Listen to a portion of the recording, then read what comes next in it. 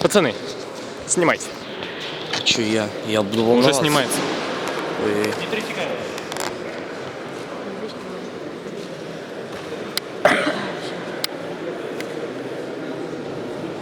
Давай ты будешь снимать. Ну я не могу.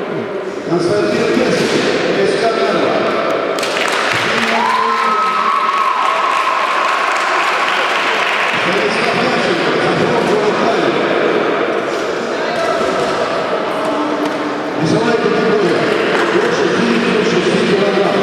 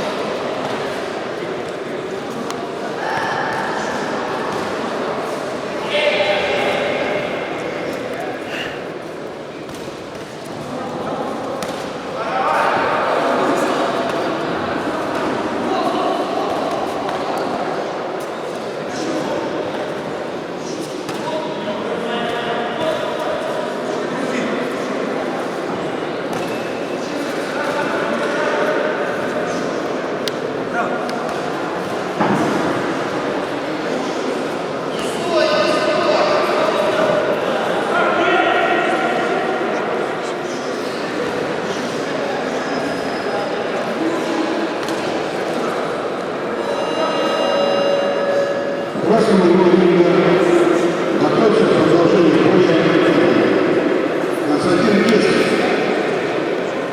Ему 16 лет. 15 лет. На ринге провел ходит второй 6 побед. Мечтает быть чемпионом. Тренируется процесс другой народности. Под руководством одного из опытных тренера Василия Панова, который чемпион этого народности.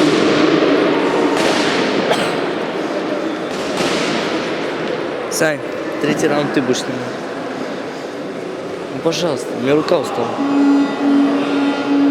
Слышишь? Да в третьем, это второго.